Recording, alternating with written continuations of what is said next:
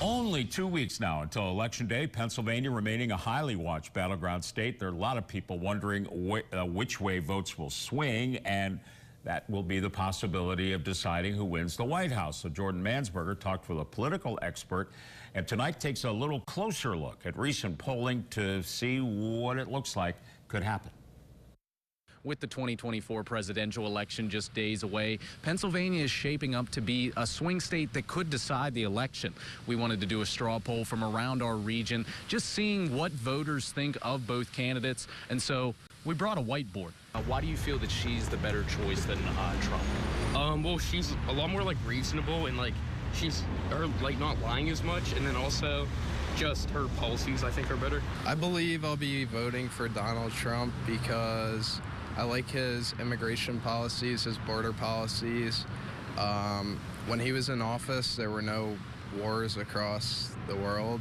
For others, it's a simpler decision. My grandma told me she wants to see a woman president before she dies, so I'm gonna do that. I'm gonna help her out. But that's just a small sample size of Penn State students. If we really want to get a better idea of how this election could play out, we'll need some real poll numbers from across the state. The most recent Emerson polling shows Trump with a 1-point lead, but that's still within the margin of error. The only people who really know, I think, are the people who are wishfully thinking.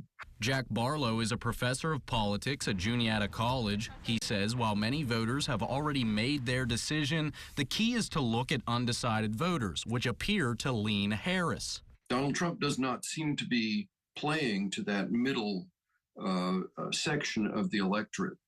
And so there are some Republicans who are concerned about that.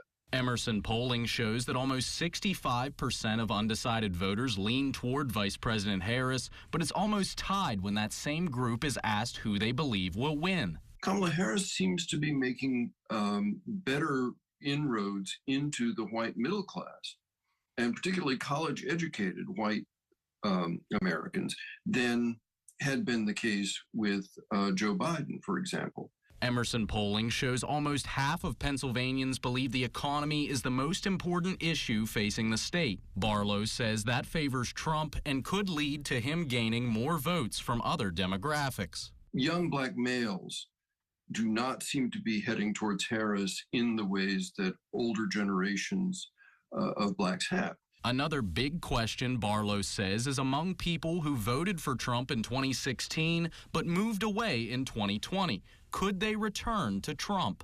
Yeah, those people are much more likely, I think, to move back towards Trump if they started out with Trump in 2016. They may well move back towards Trump in 24 because they don't feel like things have gotten better for them. While only time and votes will tell who will lead our nation through the next 4 years, there is one thing that almost all voters seem to be looking forward to: only 2 more weeks of political ads. Reporting for WTAJ News, I'm Jordan Mansberger.